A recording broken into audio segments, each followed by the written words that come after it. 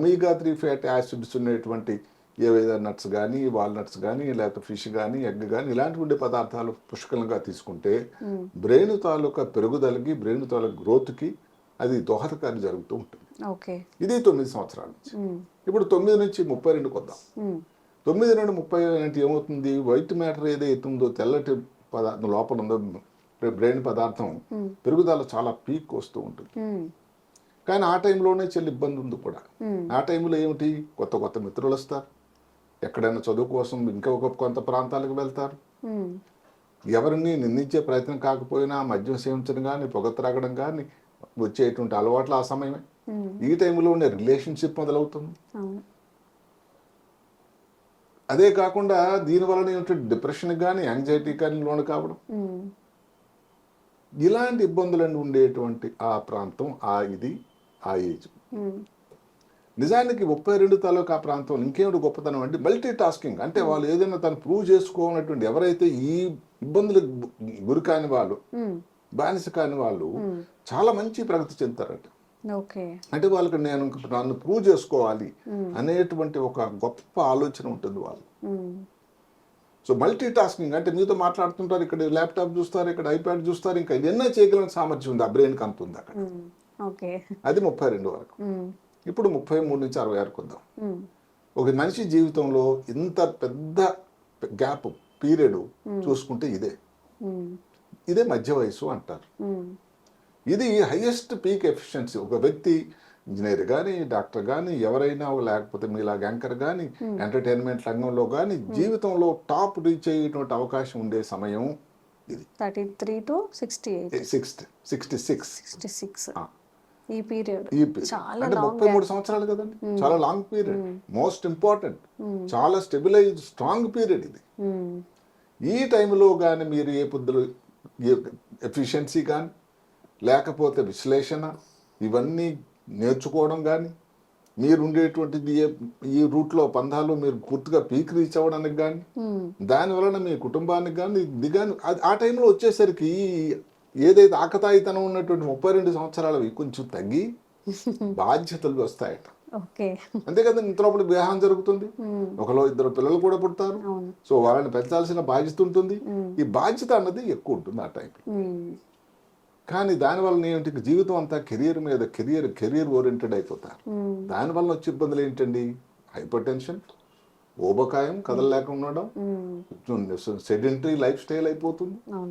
దీని వలన వీటి కోసం మనకు జాగ్రత్తలు తీసుకోకపోతే మెదడు తాలూకు ఆరోగ్యం మీద దాని బాధ్యత కూడా పడుతుంది. మనం ఎన్నో చేసాం.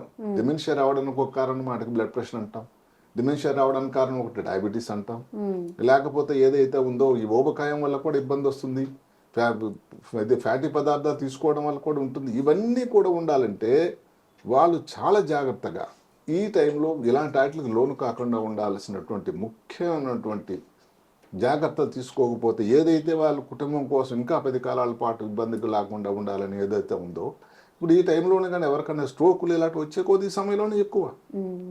ఒకసారి స్ట్రోక్ వచ్చిందంటే కణాలు డ్యామేజ్ అయిన తర్వాత ఎంత తెలివినడానికి అతని తాలూకు ఉత్పాదకత, ప్రొడక్టివిటీ తగ్గిపోతుంది, తన కుటుంబానికి, సమాజానికి, అందరికి కూడా. అందువల్ల ఈ సమయం అంత ముఖ్యం. ఎందుకంటే ఇప్పుడు 33, ఇప్పుడు మాటకి ఇప్పుడు రిటైర్మెంట్ ఏజ్ ఏంటండి, అందుకని అక్కడ తర్వాత తీసేస్తున్నారు, చూశారు కదా. సో నా ప్రకారం ఒక వ్యక్తి తాలూకు జీవిత గమనంలో, మెదడు డెవలప్మెంట్లో 33, 66 అన్నది అన్నిటికంటే కీలకమైనది. ఇప్పుడు 66 నుంచి 83కి వద్దాం. ఇది 66 నుంచి మళ్ళీ 83 కూడా డెవలప్మెంట్ ఒక రకంగా, అంటే ఏ రకం చేంజ్లు వస్తాయండి డెవలప్మెంట్ అంటే. ఏది అది ఇంకేముంటుంది, ఆ అంకం వృద్ధాప్యంలో మొదటి అంకం, అంతే కదండి. ఇప్పుడు సీరియల్లో 2 అంకాలు ఉంటాయి, మొదటిది రెండోదని. మొదటి అంకం అంటే ఇక్కడ ఏమవుతుందండి, మెదడు తాలూకా ఈ కనెక్షన్స్ అన్నది కొంచెం తగ్గడం మొదలవుతుంది, యాక్టివిటీ స్లో అవుతుంది, రిసెప్షన్ టైం స్లో అవుతుంది, కొంచెం నెమ్మది అవుతారు. ఇంత లోపల మీరు రిటైర్ అయిపోతారు. రిటైర్ అయిపోయి ఇలాంటి ఇప్పుడు వచ్చిన ఇబ్బందుల వల్ల ఏమిటండి, మీరు పిల్లలు ఎక్కడో అమెరికాలో సెటిల్ అయిపోతారు, ఏకాకిగా ఉంటారు. సో దానివల్ల మీరు సోషల్గా ఉండేటువంటి అవకాశం తక్కువైపోతూ ఉంటుంది. ఈ టైంలోనే ఎక్కువ స్క్రీన్ టైం, నిద్ర తక్కువైపోతుంది, కథలకు తక్కువైపోతుంది, ఏదో ఒకసారి 2 సార్లు వాట్సాప్ మెసేజ్లు తప్ప ఎవరితో మాట మంతి ఉండదు. అక్కడితో లేనిపోని ఇబ్బందులు ఈ బ్రెయిన్ తాలూకా ఏదైతే మనం చెప్పుకున్న డిమెన్షియా, ఇలాంటి ఇబ్బందుల అవకాశం ఉంది. అందువల్ల ఈ మార్పులు అనేది ఆ సమయంలో వస్తుంది. కాబట్టి విశ్లేషకులు అందరూ కూడా ఏం చెప్తున్నారంటే యాక్టివ్గా ఉండడం, ఉన్న వాళ్ళతో కలిసిమెలిసి ఉండడం, ఫ్యామిలీతో ఉండడం. ఇంతకుముందు ఎప్పుడో మన గ్రీన్ జోన్స్లో బ్లూ జోన్స్లో ఏం చెప్పుకున్నామంటే ఎవరైతే ఫ్యామిలీస్తో ఉండే వాళ్ళకి 10 సంవత్సరాలు ఎక్కువ పెరుగుతున్నట్టు వయసు. అది కూడా వయసు ఒకటే కాదు, ఉత్పాదకత ఉండే వయసు, ఉపయోగకరమైన వయసు. ఏదన్నా కానీ ఏదో పని కల్పించుకోవడం, రిటైర్ అయిపోయారు, సరే అక్కడితో జీవితం అయిపోలేదు. ఎందుకంటే మీకు ఎంతో ఉత్పాదకత ఉంది. ఇంకా ఎక్కడైనా క్రియాశీలకంగా ఉండండి. ఏదైనా టెంపుల్కి వెళ్ళి ఏదైనా చిన్నగా నాకు లైన్లో పెట్టండి, ప్రసాదం ఇవ్వండి, అకౌంట్ చూడండి. ఊరికే మీరు అంతవరకు ఆల్రెడీ సంపాదించారు, 60 సంవత్సరాలు ఇది చేసి సర్వీస్, పిల్లలు కూడా సెటిల్ అయిపోయారు. మరి మీ ఆరోగ్యం కోసం మీరు జ్ఞాపకం చేయాలి. పుస్తకాలు చదవండి, స్క్రీన్ టైం చాలా తక్కువ చేయాలి, 7 నుంచి 8 గంటలు నిద్రపోండి. హాయిగా ఎక్సర్సైజ్ అనేది ప్రతిరోజు 20 నుంచి 25 నిమిషాలు ఎక్సర్సైజ్ చేయండి. వాకింగ్ క్లబ్స్ ఉన్నాయి, లాఫింగ్ క్లబ్స్ ఉన్నాయి, దేనిలో ఒక దాని మెంబర్ కండి, యాక్టివ్గా ఉండండి. ఇంకా 83 అయిపోయింది, 83 పైబడింది, దానికి వృద్ధాప్యంలో 2 అంకం. ఇక్కడ ఒక చాలా మంచి మాట రాశాడు ఆయన.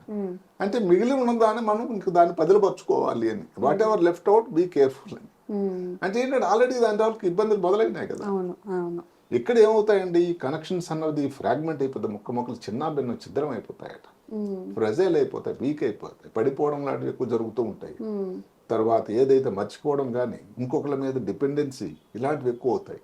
ఈ టైంలో 66 నుంచి 83 కంట ఈ టైంలో ఫ్యామిలీ మధ్యలో ఉండి, ఫ్యామిలీ వారి సంరక్షణలో ఉండి, ఎవరైనా కానీ ఫ్యామిలీ ఒకవేళ లేకపోతే ఎవరైనా మిత్రులు దగ్గర వారు మొత్తం మీద ఈ టైంలో దానికి అతను రాయడం ఏమిటంటే ఏదైతే ఓల్డ్ ఏజ్ హోమ్స్ ఉన్నాయో అది దాని తాలూకా పరిస్థితులు ఎలా ఉన్నా కూడా కలిసిమెలిసి అక్కడ ఉండడం వల్ల కూడా కొంత ఉపయోగం ఉంటుందేమోనని ఆ ఒక విశ్లేషణ రాస్తారు. ఎక్కడన్నా కానీ కలిసిమెలిసి వాళ్ళతో ఏదో పిచ్చాపాటి మాట్లాడుకోవడం, తెల్లవారు ఏదో న్యూస్ పేపర్ చదవడం, ఎలా ఉంది దేశంలో ఏం జరుగుతుంది, లేకపోతే మిగతా వాళ్ళు ఏ ఊరు తాలూకు విశేషాలు, వాళ్ళు ఏం చేసేవాళ్ళు, ఏదో కొత్త పండుగ వచ్చిందని పండుగ తాలూకు విశ్లేషణ గురించి చక్కగా మాట్లాడుకోవడం.